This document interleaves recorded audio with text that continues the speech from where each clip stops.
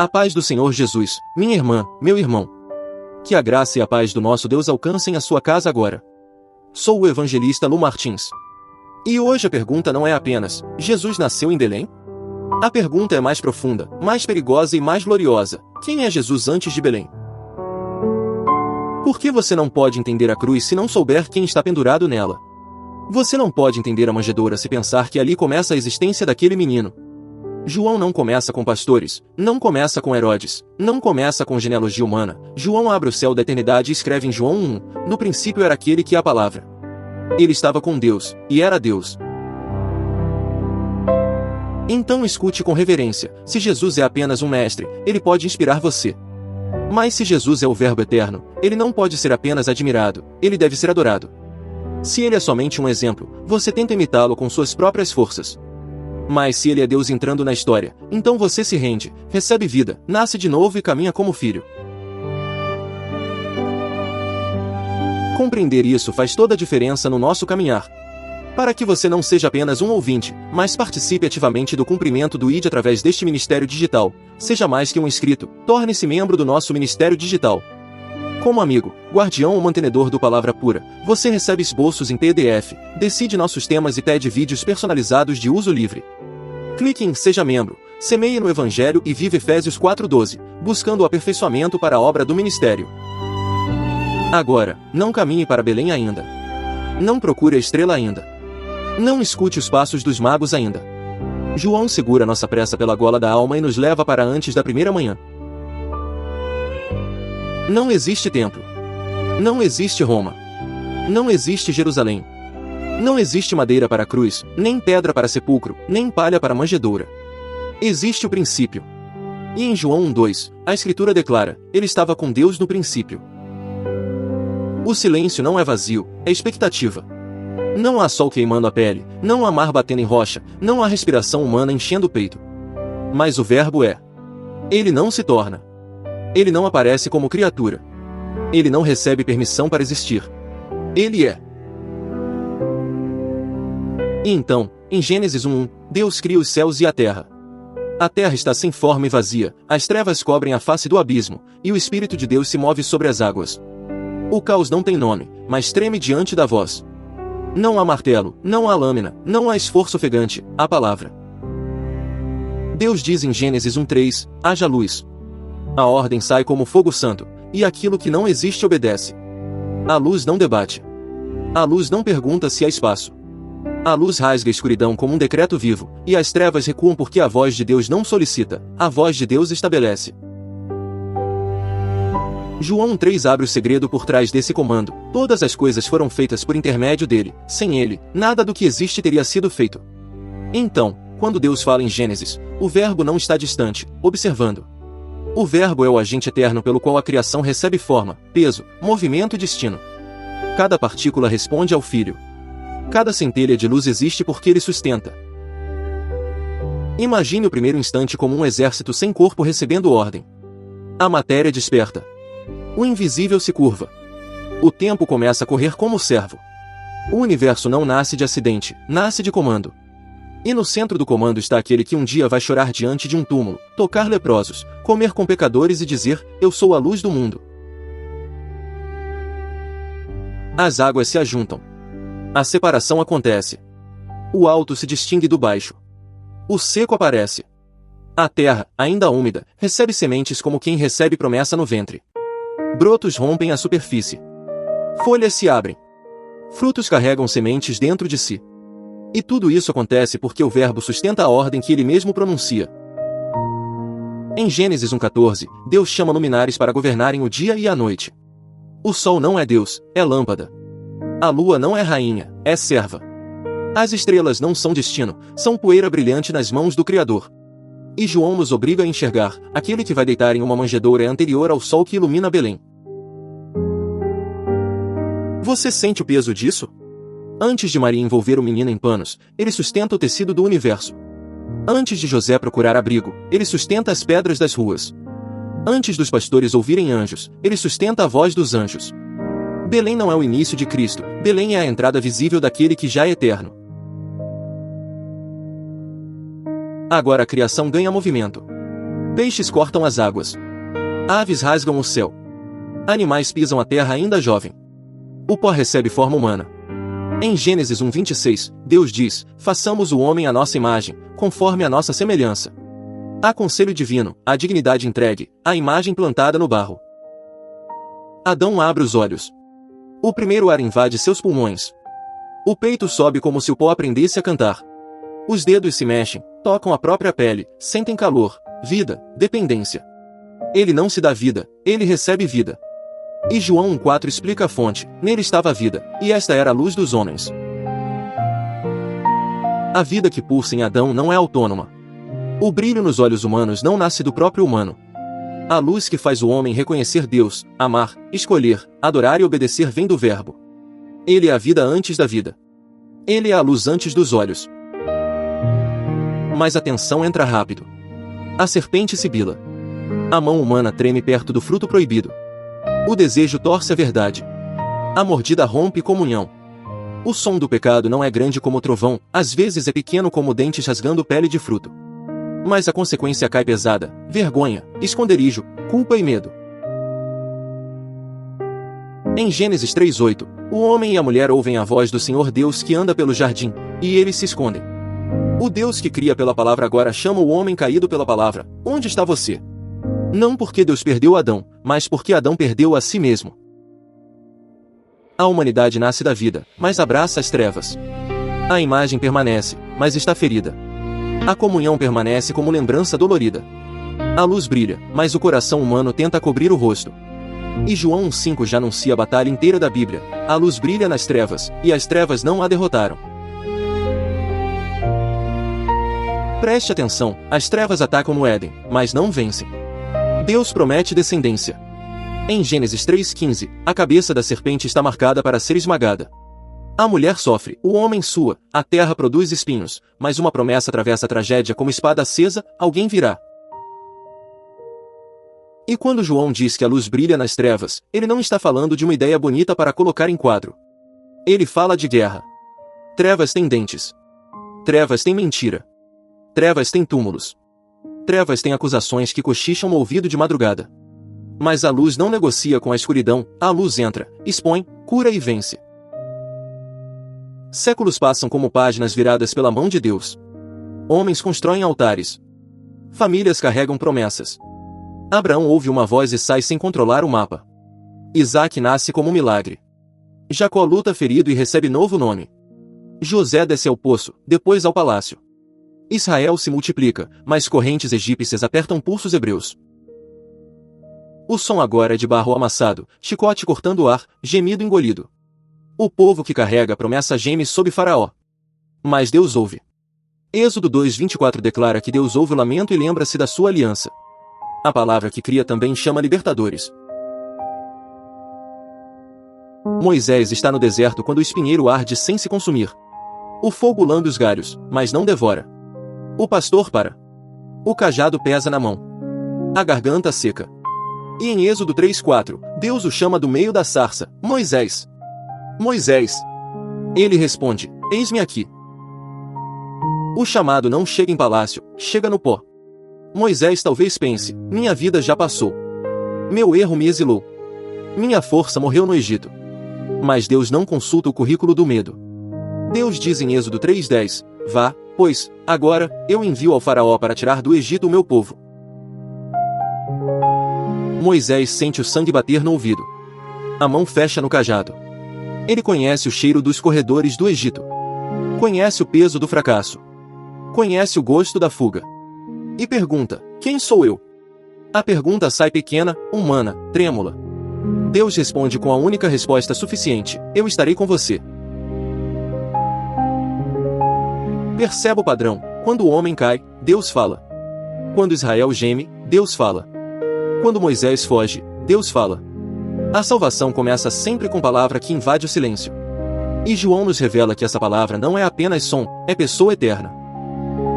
O Egito resiste. Faraó endurece. O Nilo se torna sangue. Rãs invadem casas. Trevas palpáveis caem sobre o império que adora falsos deuses.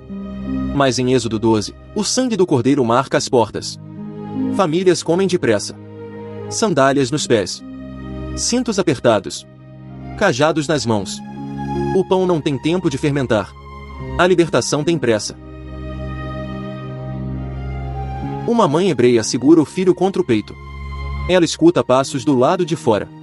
O menino pergunta baixo: "Mamãe, vamos morrer?" Ela olha para o sangue na porta e sussurra: "O Senhor prometeu." O pai aperta a tigela nas mãos, mas seus olhos não saem do umbral. A fé, naquela noite, tem cheiro de cordeiro assado, lágrima contida e sangue obediente. Em Êxodo 12:13, o Senhor diz: "Quando eu vir o sangue, passarei adiante." A morte passa pelo Egito, mas o sangue fala antes que a casa fale. O povo não se salva porque é mais forte. Não se salva porque merece. Salva-se porque confia na palavra de Deus e se abriga sob o sangue. O mar se abre. Os pés pisam lama entre muralhas de água. Crianças choram, anciãos cambaleiam, soldados egípcios gritam atrás. O povo corre sem entender tudo, mas corre porque Deus abre caminho onde não existe caminho. E a mesma palavra que diz haja luz agora diz ao mar: abra passagem para os meus. Mas a libertação não termina no mar. Deus quer habitar no meio do povo. Êxodo 25:8 traz a ordem: "E farão um santuário para mim, e eu habitarei no meio deles."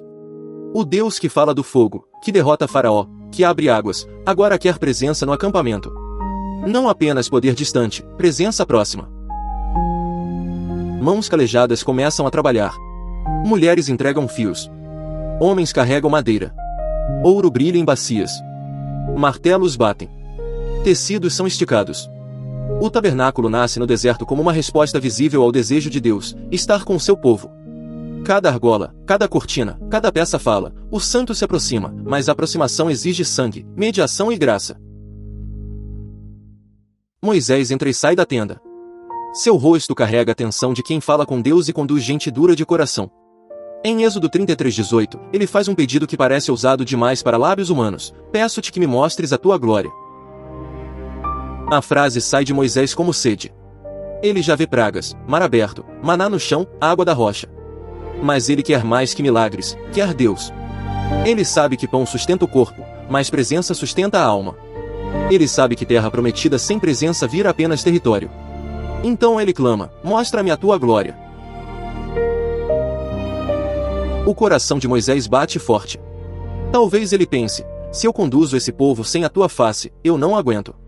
Se eu carrego essa missão sem tua presença, eu desabo. Se o Senhor não for conosco, o que nos distingue? E Deus responde com misericórdia, mas também com limite. Êxodo 33:20 declara: "Você não poderá ver a minha face, porque ninguém poderá ver-me e continuar vivo." Moisés não recebe rejeição, recebe proteção. Deus coloca Moisés numa fenda da rocha. A pedra fria encosta nas costas do profeta. A mão do Senhor o cobre. A glória passa. Moisés não domina Deus com os olhos, ele é protegido pela bondade de Deus enquanto a presença atravessa. Em Êxodo 34:6, o Senhor passa diante de Moisés e proclama seu nome: Senhor, Senhor, Deus compassivo e misericordioso, paciente, cheio de amor e de fidelidade. A glória não aparece apenas como brilho, aparece como caráter. Misericórdia, paciência, amor, fidelidade, verdade. Guarde isso, porque João vai abrir essa mesma porta com uma força ainda maior. Moisés pede para ver a glória e só consegue suportar um vislumbre protegido na rocha. Mas em João 14, a Escritura declara o impossível: aquele que a palavra tornou-se carne e viveu entre nós. Vimos a sua glória, glória como do unigênito vindo do Pai, cheio de graça e de verdade. Você percebe a conexão? No deserto, a glória desce sobre uma tenda. Em Cristo, a glória veste pele humana. No tabernáculo, Deus habita no meio do acampamento. Em Jesus, Deus arma sua tenda no meio da nossa história. A glória agora tem rosto. A glória tem mãos. A glória tem lágrimas. A glória tem voz chamando pecadores pelo nome. Êxodo 40:34 diz que a nuvem cobre a tenda do encontro e a glória do Senhor enche o tabernáculo. O povo para. Ninguém trata aquilo como detalhe religioso. Crianças seguram a respiração. Sacerdotes recuam. Moisés não consegue entrar porque a glória pesa sobre o lugar. Agora avance com João, mas sem abandonar Moisés. João 1,17 declara: pois a lei foi dada por intermédio de Moisés, a graça e a verdade vieram por intermédio de Jesus Cristo. Moisés entrega mandamento santo, mas Cristo traz a plenitude da graça e da verdade. Moisés aponta. Cristo cumpre. Moisés vê as costas da glória. Cristo é a glória encarnada. E João 1,18 fecha o arco com uma declaração que faz o deserto inteiro estremecer. Ninguém jamais viu a Deus, mas o Deus unigênito, que está junto do Pai, o tornou conhecido. Moisés deseja ver. Israel teme ver. Profetas anunciam ver. Mas Jesus revela. O Filho Eterno abre Deus diante de nós sem destruir os que creem, porque ele vem coberto de graça, acessível em carne, verdadeiro em santidade. Então, se alguém pergunta, quem é Jesus antes de Belém? A criação responde, ele é o Verbo por meio de quem tudo é feito. O Êxodo responde, ele é a presença que liberta e habita. Moisés responde, ele é a glória que eu desejei ver. E João responde, ele é Deus com Deus, Deus sendo Deus, e Deus vindo a nós. Mas a eternidade não fica apenas acima de nós. A palavra entra no tempo. A luz se aproxima de olhos humanos. E antes que Jesus comece a ensinar multidões, Deus levanta uma voz no deserto para apontar. O deserto da Judeia não tem polidez. Pedras machucam os pés. A boca seca rápido. Gente chega de Jerusalém, da Judeia, das regiões ao redor do Jordão. Alguns vêm curiosos. Outros vêm quebrados. Outros vêm com pecados escondidos no peito como carvão aceso. E no meio da poeira está João Batista, vestido de pelos de camelo, com olhar de fogo. João 1,6-8 apresenta esse homem com precisão. Surgiu um homem enviado por Deus, chamado João. Ele veio como testemunha, para testificar acerca da luz, a fim de que por meio dele todos os homens crescem. Ele próprio não era a luz, mas veio como testemunha da luz. João Batista sabe quem ele não é. Isso é raro. Multidões correm até ele, mas ele não se embriaga com aplauso.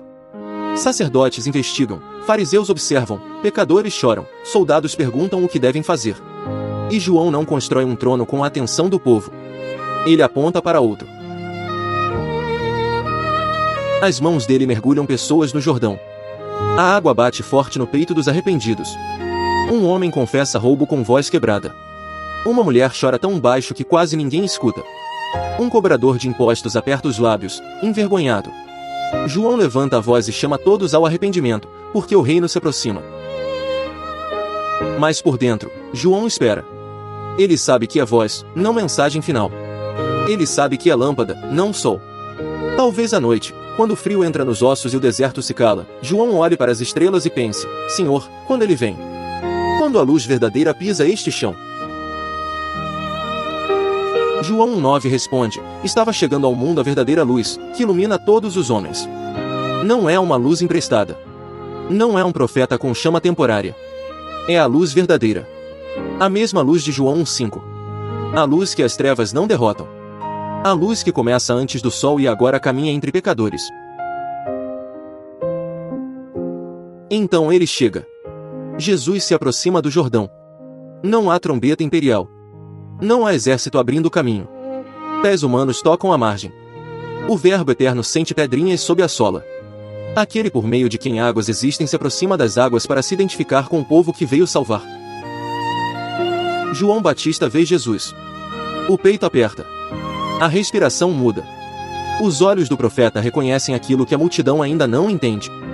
Em João 1,29, ele declara, vejam, é o Cordeiro de Deus, que tira o pecado do mundo. Cordeiro. A palavra atravessa o tempo e chega ao sangue nas portas do Egito. Cordeiro. A palavra passa pelos altares, pelos sacrifícios, pela fumaça do tabernáculo, pelo dia da expiação, pelas mãos sacerdotais manchadas. João não diz apenas, vejam o mestre. Ele diz, vejam o Cordeiro. O Verbo que cria é também o Cordeiro que sangra. Jesus entra na água. O rio toca os tornozelos do santo.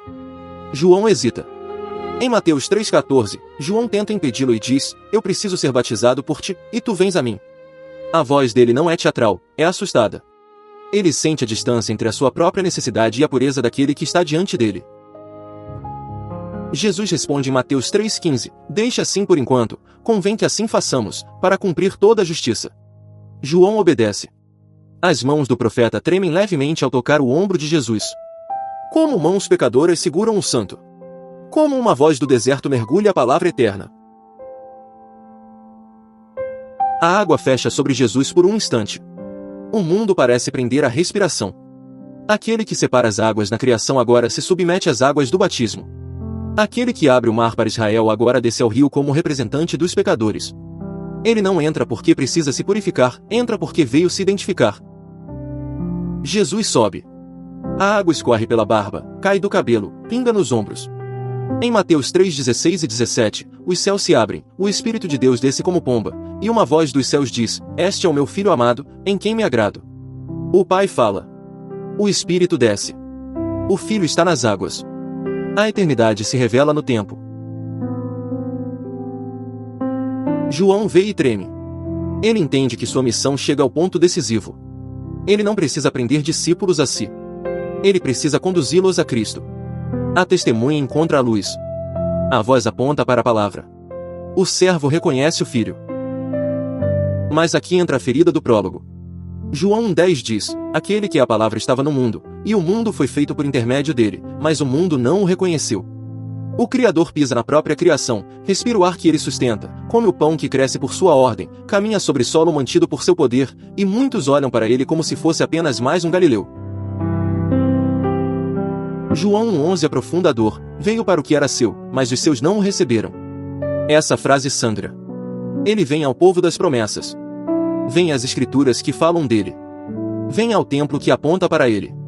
Vem aos sacrifícios que anunciam seu sangue. Vem aos líderes que deveriam reconhecer sua voz. E encontra portas fechadas, suspeita, inveja, rejeição. Imagine uma casa construída pelo próprio dono. Ele desenha os fundamentos, levanta as paredes, planta o jardim, mantém o telhado, paga o preço, carrega as chaves. Então ele chega à porta, bate, e os moradores dizem: Não conhecemos você. Essa é a tragédia de João 1:10 e 11. Jesus entra em sinagogas, e olhos religiosos pesam sobre ele. Ele cura no sábado, e alguns não celebram a vida restaurada, calculam a acusação. Um homem com a mão atrofiada estende os dedos pela primeira vez, sente tendões acordarem, lágrimas subirem, mas há corações mais duros que a mão curada. A luz brilha, mas as trevas preferem manter controle. Ele toca leprosos. A pele ferida sente calor limpo. O excluído escuta uma palavra que ninguém ousa dizer perto dele: Quero. Seja purificado. Ele perdoa paralíticos. Ele come com publicanos. Ele chama mulheres quebradas para fora da vergonha. E ainda assim muitos perguntam: Com que autoridade fazes estas coisas? A pergunta revela a cegueira. A autoridade está diante deles com poeira nos pés e eternidade nos olhos. O Verbo fala, e demônios gritam. O Verbo ordena, e febres abandonam corpos. O Verbo chama, e pescadores largam redes. O Verbo diz a Lázaro: Venha para fora, e um morto obedece. Em João 11, diante do túmulo de Lázaro, Jesus chora. Segure isso com temor, aquele em quem está a vida chora diante da morte. As lágrimas descem reais. O peito sente o peso da perda. Marta está ferida, Maria está quebrada, os amigos soluçam, e Jesus não fica distante como o filósofo da dor. Ele entra na dor. João 11:25 registra Jesus dizendo: Eu sou a ressurreição e a vida. Aquele que crê em mim, ainda que morra, viverá. A frase não é metáfora suave. É declaração de guerra contra o túmulo. O mesmo João que escreve nele estava a vida vê essa vida parada diante de uma sepultura. A pedra é removida. O cheiro da morte tenta dominar a fé. Marta pensa no corpo em decomposição. Pessoas cobrem o nariz. Mas Jesus levanta a voz. João 11:43 diz que lhe brada em alta voz: Lázaro, venha para fora. O ar treme. O silêncio quebra. O morto escuta a palavra. Pés enfaixados se mexem no escuro. Tecido funerário raspa na pedra. Um corpo que a morte reclama começa a obedecer a outro senhor. Lázaro sai. O espanto atravessa a multidão. Alguns recuam. Outros choram. E Jesus diz: Tirem as faixas dele e deixem-no ir.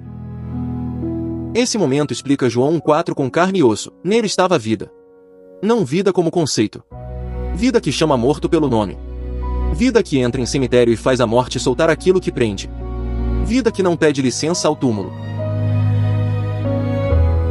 Mas veja a loucura das trevas.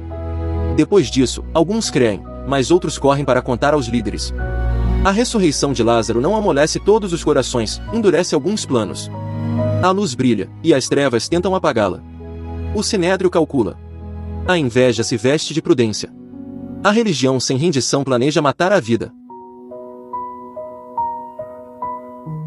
E ainda assim, as trevas não a derrotam. João 1,5 permanece de pé como coluna no meio da tempestade. A luz brilha nas trevas, e as trevas não a derrotam. Não derrotam no Éden. Não derrotam no Egito. Não derrotam no deserto. Não derrotam no túmulo de Lázaro. Não derrotam nem quando pregam a luz numa cruz. Porque a cruz não é acidente. A cruz é o Cordeiro de Deus carregando o pecado do mundo. O Verbo eterno, por meio de quem todas as coisas são feitas, permite que mãos criadas por ele segurem martelos. Aquele que sustenta o ferro aceita os cravos. Aquele que dá fôlego aos soldados ouve zombaria saindo de pulmões que ele mantém funcionando. João 19,17 mostra Jesus levando a própria cruz para o lugar chamado caveira. A madeira raspa nas costas abertas. O sangue esquenta a pele e escorre. Cada passo parece quebrar o corpo. Mas por trás da fraqueza visível há obediência invencível. Ele não é arrastado contra a vontade, ele se entrega. No alto da cruz, o Verbo não deixa de ser Deus. Ele assume a profundidade da nossa dor sem abandonar a plenitude da sua divindade. Ele sente sede. Ele sente abandono. Ele sente o peso real do pecado. João 19,30 registra, está consumado. E ao dizer isso, inclina a cabeça e entrega o espírito. Consumado. A palavra não é derrota, é quitação. O Cordeiro cumpre o sangue da Páscoa. O Filho cumpre a lei. A glória que Moisés deseja ver agora aparece de modo escandaloso, amor pregado, graça sangrando, verdade julgando o pecado no corpo do Salvador. O céu escurece. O véu se rasga. A terra treme. Mas a história não termina em sexta-feira. Se terminasse ali, as trevas poderiam cantar vitória. Mas João 5 não permite esse cântico. A luz brilha nas trevas, e as trevas não a derrotam. No primeiro dia da semana, Maria Madalena vai ao túmulo ainda escuro, em João 21. Ela leva dor nos passos. O ar da manhã parece frio demais para quem enterra a esperança. Ela vê a pedra removida e corre. O coração dispara. Levaram o Senhor, ela pensa, e a perda parece abrir outra ferida sobre a ferida. Pedro e o outro discípulo correm. O fôlego falha. Sandálias batem no chão. Eles chegam ao sepulcro. Panos estão ali. O lenço dobrado em outro lugar. Não há corpo. Não há cheiro de derrota. Não há preso que a morte consiga apresentar. Maria fica chorando do lado de fora. Em João 20,15, Jesus pergunta, mulher, por que você está chorando? Quem você está procurando? Ela pensa que é o jardineiro. As lágrimas embaçam os olhos. A dor às vezes vê Cristo e não reconhece. Então Jesus diz uma palavra, Maria. João 20,16 concentra a eternidade em um nome. A voz que diz haja luz agora diz Maria. A voz que chama Lázaro para fora do túmulo chama uma mulher para fora do desespero. Ela se vira. O mundo muda. A luz está viva. Ela responde, Raboni. A mão dela quer segurá-lo, como se o amor temesse perdê-lo de novo. Mas Jesus a envia. A primeira testemunha da ressurreição corre com notícia ardendo no peito. A luz não fica presa no jardim, ela se espalha pela boca dos redimidos. Agora volte ao prólogo com todo esse peso. João 1,12 declara, contudo, aos que o receberam, aos que creram em seu nome, deu-lhes o direito de se tornarem filhos de Deus. Não diz apenas servos tolerados. Não diz órfãos admitidos no fundo da sala. Diz filhos. Direito dado. Identidade concedida.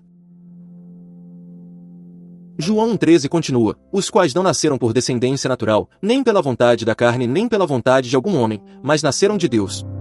Isso confronta orgulho e desespero ao mesmo tempo. Você não entra na família de Deus por sangue humano, sobrenome religioso, desempenho moral ou força de vontade. Você nasce de Deus. Aqui está o clímax da graça. O Verbo eterno não vem apenas informar pecadores. Ele vem fazê-los filhos. Ele não vem apenas iluminar a mente, vem ressuscitar o coração. Ele não vem apenas condenar trevas, vem arrancar pessoas das trevas e colocá-las na luz. E João 1,16 nos faz respirar dentro dessa abundância. Todos recebemos da sua plenitude, graça sobre graça. Não é uma gota para quem tem sede de oceano. É plenitude. Não é graça racionada como pão em tempos de fome. É graça sobre graça. Uma onda alcança outra. Um perdão sustenta outro passo. Uma misericórdia abre caminho para nova obediência. Talvez você escute isso e pense, mas eu falei demais. A palavra responde, graça sobre graça. Talvez você pense, minha escuridão é antiga. A luz responde, as trevas não me derrotam. Talvez você pense, eu não tenho identidade, eu só tenho histórico. João 1,12 responde, aos que creem em seu nome, ele dá o direito de se tornarem filhos de Deus. Esse é o veredito espiritual deste vídeo. Jesus antes de Belém é o Verbo eterno, Deus com Deus, Deus verdadeiro, Criador de todas as coisas, vida dos homens, luz invencível, glória encarnada, Cordeiro que tira o pecado, Filho que revela o Pai. Portanto, ele não cabe na categoria de mestre admirável. Ele exige fé, adoração e entrega. E agora o espelho se volta para nós. A mesma humanidade que se esconde no jardim ainda se esconde hoje atrás de produtividade, religião vazia, vícios secretos, orgulho ferido, traumas não tratados e sorrisos montados. A mesma pergunta de Deus ainda ecoa: onde está você? Não porque Deus não saiba, mas porque talvez você tenha se perdido de si mesmo. Se Jesus é o Verbo eterno, sua vida não está solta no caos. A palavra que organiza a criação pode reorganizar sua alma. A palavra que chama a luz das trevas pode chamar verdade dentro da sua confusão. A palavra que chama Lázaro pelo nome pode chamar você para fora de sepulturas emocionais, espirituais e morais. Se ele é a luz que as trevas não derrotam, então sua noite não é maior que Cristo. Culpa não é maior que Cristo. Passado não é maior que Cristo. Medo, acusação, rejeição, vício e frieza espiritual não são maiores que a luz. Mas receber a luz não é apenas concordar com uma doutrina. João 1,12 diz aos que o receberam, aos que creram em seu nome. Receber é abrir mão do trono. É parar de tratar Jesus como visitante de domingo e reconhecê-lo como Senhor de tudo. É dizer, entra na minha mente, na minha agenda, no meu dinheiro, nos meus afetos, nas minhas feridas, nos meus planos. E aqui não há convite baseado em culpa. Eu não digo, faça mais para Deus amar você. O Evangelho diz, porque ele veio cheio de graça e verdade, você pode sair das sombras sem medo. Graça sem verdade vira permissão para continuar morto. Verdade sem graça esmagaria você. Mas Jesus vem cheio de graça e de verdade. Ele cura sem mentir. Ele confronta sem abandonar. Então ore comigo, não como fórmula, mas como resposta. Senhor Jesus, Verbo eterno, luz verdadeira, Filho amado do Pai, eu reconheço que tu não começas em Belém. Tu és antes de todas as coisas. Por meio de ti tudo é feito, e sem ti nada do que existe teria sido feito. Eu reconheço que em ti está a vida, e que a tua luz brilha nas trevas. Entra nas minhas trevas. Ilumina o que eu escondo. Cura o que eu não consigo curar. Quebra o orgulho que fecha a porta. Lava o pecado que me acusa. Faz-me nascer de Deus. Eu recebo o teu nome. Eu creio no teu nome. Não quero ser apenas alguém informado sobre Cristo, quero ser filho em Cristo. Que a tua graça sobre graça alcance minha casa, minha mente, minha família, meu futuro. Revela o Pai a mim, porque ninguém jamais viu a Deus, mas tu, Deus unigênito, o tornas conhecido. Se esta palavra falou com você, inscreva-se no Palavra Pura para caminhar conosco em estudos bíblicos profundos, com fé, reverência e clareza. Deixe nos comentários uma resposta simples: Jesus é o Verbo eterno. E quando este vídeo terminar, escolha o vídeo que aparecer na tela final, porque há uma continuação preciosa para fortalecer sua fé e manter seu coração mergulhado na palavra. Que o Senhor Jesus, o Verbo que se fez carne, ilumine sua casa com luz que as trevas não podem derrotar. Que ele firme sua identidade como filho, derrame graça sobre graça, cure suas feridas, conduza seus passos em verdade e revele o amor do Pai sobre você. Eu abençoo sua vida, sua família, sua mente e seu caminho, em nome de Jesus. Amém.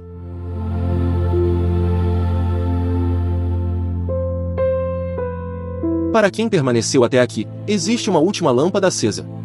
Depois de contemplarmos o Verbo antes de Belém, precisamos entrar no templo. Não no templo como turistas de pedra antiga, mas como adoradores silenciosos. Porque existe um momento pequeno aos olhos humanos, porém enorme no céu. O Criador de todas as coisas será carregado por braços cansados. A luz eterna será reconhecida por olhos quase apagados. Jerusalém acorda com seus ruídos de sempre, mercados abrindo, passos apressados, animais sendo conduzidos. Sacerdotes organizam turnos, peregrinos contam moedas, mães seguram crianças junto ao peito. Ninguém imagina que Malaquias 3:1 respira naquela manhã. A promessa dizia: de repente virá ao seu templo o Senhor que vocês buscam. José caminha devagar, protegendo Maria no meio da multidão. Maria segura o menino, e cada movimento parece envolver mistério. Em Lucas 2:22, o caminho deles cumpre a lei de Moisés. A cena declara: José e Maria o levaram a Jerusalém para apresentá-lo ao Senhor. O menino não parece cercado por fogo visível. Não há relâmpagos sobre o berço dos braços maternos. Não há coral angelical audível no pátio do templo. Existe apenas uma família pobre, obediente e discreta. Mas o céu inteiro conhece o nome daquele bebê. José traz a oferta possível para uma casa simples. Lucas 2:24 descreve: um par de rolas ou 2 pombinhos. A pobreza não diminui a glória escondida naquela apresentação. O dono do ouro entra no templo sem ouro. O criador das aves é apresentado com oferta de aves. Maria talvez lembre as palavras ouvidas meses antes. Gabriel dissera em Lucas 1:32, ele será grande. Também dissera, será chamado Filho do Altíssimo. Agora ela atravessa pedras antigas com o filho nos braços. O Altíssimo parece pequeno, dependente, silencioso e vulnerável. No mesmo templo, existe um homem chamado Simeão. Lucas 2:25 descreve como justo e fiel. Ele esperava a consolação de Israel com perseverança ferida e esperança viva. O texto acrescenta, e o Espírito Santo estava sobre ele. Simeão conhece a demora como quem conhece o próprio rosto. Seus ossos carregam anos de oração e vigílias interiores. Ele viu impérios pressionarem, líderes falharem, promessas parecerem distantes. Mesmo assim, sua alma não abandonou a espera. Ele não esperava uma ideia, esperava o Cristo do Senhor. Talvez alguns jovens o vissem como um homem preso ao passado. Talvez rissem de sua insistência em falar de consolação. Mas Simeão não era refém de nostalgia religiosa. Ele era guardião de uma promessa recebida pelo Espírito. Lucas 2:26 afirma que ele não morreria antes de ver o Cristo do Senhor. Imagine Simeão acordando naquele dia com uma inquietação santa. Não era curiosidade, nem hábito vazio, nem superstição cansada. Era o Espírito movendo seus passos para o lugar certo. Lucas 2:27 diz, movido pelo Espírito, ele foi ao templo. O velho atravessa o pátio como alguém puxado pela eternidade. Cada passo parece responder a séculos de espera profética. Seus olhos procuram, mas não sabem exatamente o que verão. Ele talvez recorde Isaías 41, consolem, consolem o meu povo. Talvez seu coração responda, fala o Deus de vocês. Então ele vê José, Maria e o menino. Nada na aparência externa obriga a multidão a parar. Outros bebês talvez também estejam naquele ambiente sagrado. Outras mães talvez também carreguem ofertas e cansaço. Mas o espírito acende reconhecimento onde a carne veria normalidade. Simeão se aproxima com reverência que mistura tremor e ternura. Maria observa o homem idoso, sentindo novamente o mistério crescer. José permanece atento, com humildade protetora e coração vigilante. O velho estende os braços, como quem recebe promessa viva. Maria entrega o menino, e o templo parece prender fôlego. Segure essa imagem, porque ela prega sem gritar. O mesmo filho que sustenta Simeão agora repousa nos braços dele. Aquele por quem todas as coisas foram feitas aceita ser carregado. A vida eterna encosta no peito de um mortal. A luz verdadeira ilumina um rosto marcado por rugas. Simeão olha para Jesus, e seus olhos encontram salvação. Não apenas esperança futura, nem símbolo religioso distante. Ele vê o cumprimento vestido de carne infantil. Ele vê a resposta que séculos pediram em lágrimas. Então sua boca se abre como altar aceso. Simeão sussurra, ó soberano, como prometeste, agora podes despedir em paz o teu servo. Ele continua, pois os meus olhos já viram a tua salvação. A voz dele treme, mas a fé permanece firme. Ele acrescenta, que preparaste a vista de todos os povos. Depois proclama, luz para a revelação aos gentios e para a glória de Israel, teu povo. Essa é a peça escondida que aprofunda todo o prólogo. João disse que a luz verdadeira estava chegando ao mundo. Simeão segura essa luz e a chama de salvação. João disse que o Verbo veio aos seus. Simeão vê que a salvação transborda para todos os povos. Não é uma luz tribal, pequena, fechada e controlável. Não é uma lâmpada para proteger orgulho religioso. É luz para a revelação aos gentios, atravessando fronteiras humanas. É glória de Israel, cumprindo promessas antigas. Em um bebê, Deus abraça Israel sem excluir as nações. José e Maria se maravilham com o que é dito. Lucas 2,33 registra esse espanto santo da família. Eles conhecem anúncios, sonhos, pastores e obediência difícil. Mesmo assim, cada confirmação amplia o peso do chamado. A graça recebida também precisa ser compreendida aos poucos. Simeão abençoa os pais, mas não suaviza a verdade. Ele sabe que a luz revela, cura e também expõe. A presença de Cristo nunca deixa os corações neutros. Onde ele chega, máscaras caem e decisões aparecem. Então Simeão olha para Maria com gravidade profética. Em Lucas 2,34, ele declara: este menino está destinado. A frase continua, a causar a queda e o levantamento de muitos em Israel. Ele prossegue, e a ser um sinal de contradição. O bebê nos braços dele já carrega conflito redentor. O caminho da manjedoura seguirá até a cruz. Simeão não promete uma espiritualidade sem feridas profundas. Ele diz que Jesus revelará pensamentos escondidos no coração. Lucas 2,35 declara: o pensamento de muitos corações será revelado. Depois o velho acrescenta: quanto a você, uma espada atravessará a sua alma. Maria recebe palavras que nenhuma mãe receberia sem tremor. O filho prometido trará alegria, mas também dor transpassante. Ela verá mãos que abraçou serem perfuradas por cravos. Verá a boca que buscou leite pronunciar perdão. Verá a luz tratada como ameaça pelas trevas. Essa espada não cancela a bem-aventurança de Maria. Ela mostra que graça verdadeira não evita toda lágrima. O plano de Deus passa por obediência custosa. A salvação do mundo atravessa o coração de uma mãe. O sim dado em Nazaré amadurecerá junto da cruz. Simeão entrega o menino novamente com mãos reverentes. Talvez seus braços sintam vazio, mas sua alma descansa cheia. Ele pode morrer em paz, porque viu a salvação. Não viu Roma cair, nem todos os problemas cessarem. Viu Cristo, e isso foi suficiente para sua paz. Aqui existe uma pergunta que atravessa nossos dias inquietos. O que precisaria acontecer para sua alma descansar? Muitos respondem com cura, dinheiro, justiça, reconhecimento ou segurança. Simeão responde com braços envelhecidos e olhos acesos. Ele diz que ver Cristo basta para partir em paz. Isso não diminui dores legítimas, nem despreza lágrimas humanas. Isso reorganiza o centro da esperança diante de Deus. Quem vê Cristo corretamente já começou a descansar. Porque a salvação não é um evento separado dele. A salvação tem rosto, nome, corpo e voz. Enquanto essa cena acontece, outra testemunha se aproxima. Seu nome é Ana, filha de Fanuel, da tribo de Asser. Lucas 2,36 a chama de profetisa. Sua história carrega perdas antigas e fidelidade perseverante. Ela conheceu casamento breve, viuvez longa e esperança resistente.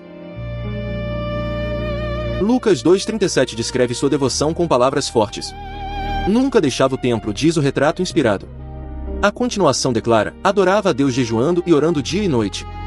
O mundo talvez a chamasse de esquecida pela vida. Deus a reconhece como sentinela da redenção. Ana não tinha palco, campanha, microfone ou aplauso público. Ela possuía a fome de Deus e perseverança diante dele. Seus jejuns não compravam favor, expressavam dependência. Suas orações não informavam Deus, sustentavam vigilância. Ela esperava a redenção quando muitos esperavam apenas sobrevivência. Talvez Ana tenha visto gerações entrarem e saírem do templo. Talvez tenha ouvido promessas citadas com lábios frios. Talvez tenha chorado por Jerusalém nas madrugadas silenciosas. Ainda assim, ela permaneceu onde a esperança ardia. A velhice dela não apagou sua capacidade de discernir. Quando Ana chega, a cena ganha segunda confirmação. A lei falava pela obediência de José e Maria. O Espírito falava pela profecia de Simeão. Agora a perseverança de Ana transforma espera em testemunho. Lucas 2,38 diz que ela dava graças a Deus. Ela olha para o menino e compreende o centro. Não discursa sobre si mesma, nem sobre sua dor. Ela agradece, porque a redenção chegou em forma humana. Depois fala a respeito do menino aos que esperavam. O texto diz, a todos os que esperavam a redenção de Jerusalém. Ana se torna a boca da esperança no pátio sagrado. Suas palavras correm entre idosos, mães, sacerdotes e peregrinos. Ela talvez diga, o Senhor visitou o seu povo. Talvez repita, a redenção de Jerusalém está diante de nós. Talvez aponte para Jesus, sem tentar possuir a cena. Perceba a beleza escondida nesses dois testemunhos unidos. Simeão representa olhos cansados que finalmente veem salvação. Ana representa anos silenciosos que finalmente encontram resposta. Um segura o menino e canta sobre a luz. A outra vê o menino e anuncia a redenção. Nenhum deles parece poderoso pelos critérios do império. Eles não governam províncias, não comandam legiões, não imprimem moedas. Mas o céu confia segredos a corações vigilantes. Deus revela o Filho a quem permanece esperando. A verdadeira grandeza espiritual aprende a reconhecer Cristo no comum. Há um contraste forte com a cegueira dos ocupados. Muitos atravessaram o templo naquele dia sem perceber nada. Alguns talvez discutissem pureza, agenda, política, reputação e liturgia. A salvação passou diante deles em braços maternos. Eles respiraram o mesmo ar, mas não reconheceram a luz. Isso nos confronta com amor e seriedade espiritual. É possível frequentar ambientes sagrados e perder o santo. É possível conhecer rituais e não discernir redenção. É possível falar de Deus e não receber o Filho. Simeão e Ana mostram outro caminho para nós. Eles esperam sem abandonar a promessa de Deus. Eles envelhecem sem transformar demora em cinismo religioso. Eles sofrem perdas sem fechar o coração para a esperança. Eles permanecem sensíveis ao Espírito no cotidiano. Eles reconhecem grande glória em aparência pequena. O menino apresentado no templo também revela a humildade divina. Ele não entra como general exigindo rendição visível. Ele entra como bebê consagrado segundo a lei. Gálatas 4:4 ecoa essa humildade de modo profundo. Deus enviou seu Filho, nascido de mulher, nascido debaixo da lei. Aquele que deu a lei submete-se à lei. Aquele que santifica primogênitos é apresentado como primogênito. Aquele que habita a eternidade entra no calendário da purificação. Aquele que enche o templo permite ser levado ao templo. A glória verdadeira não teme vestir mansidão. Isso aprofunda o mistério visto no vídeo principal. O Verbo eterno não apenas criou o mundo distante. Ele entrou nas obrigações humanas, nas filas e nos ritos. Ele pisou o chão da obediência desde os primeiros dias. Antes de ensinar justiça, ele se submeteu à justiça. Simeão chama Jesus de luz, mas também anuncia a contradição. Isso significa que Cristo consola e confronta ao mesmo tempo. Ele levanta os quebrantados, mas derruba pretensões orgulhosas. Ele revela graça aos humildes, mas expõe corações resistentes. Ninguém encontra a luz verdadeira e permanece apenas observador. Talvez você tenha ficado até aqui carregando uma espera. Talvez sua alma pareça com Simeão, cansada e vigilante. Talvez sua história pareça com Ana, marcada por perdas antigas. A demora pode ter tentado transformar sua fé em silêncio. Mas o Espírito ainda conduz pessoas ao encontro com Cristo. Simeão não precisou entender todo o caminho da cruz. Ana não precisou assistir todos os milagres futuros. Eles receberam luz suficiente para adorar e testemunhar. A fé verdadeira obedece com a luz recebida. Depois Deus acrescenta entendimento no caminho da perseverança. Existe uma oração escondida nessa cena para nossos dias. Senhor, dá-nos olhos de Simeão para reconhecer tua salvação. Senhor, dá-nos perseverança de Ana diante da demora. Senhor, livra-nos de passar pelo templo sem perceber Cristo. Senhor, ensina-nos a esperar sem esfriar a esperança.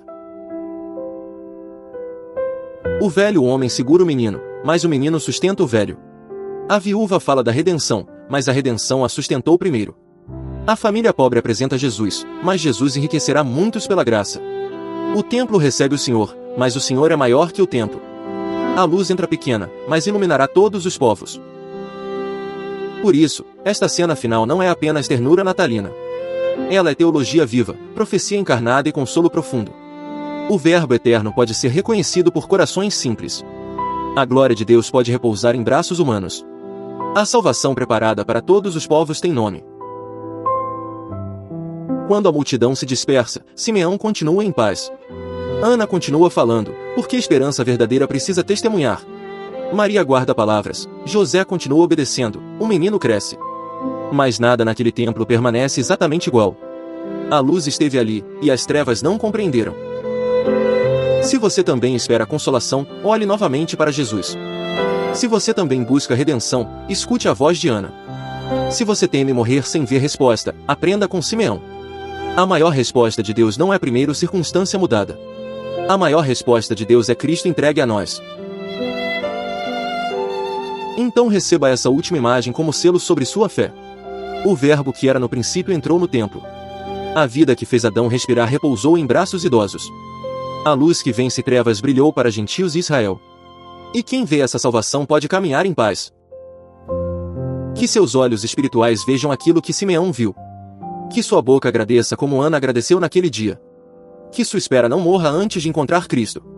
Que sua casa seja iluminada pela salvação preparada por Deus. E que Jesus seja sua paz enquanto você continua esperando.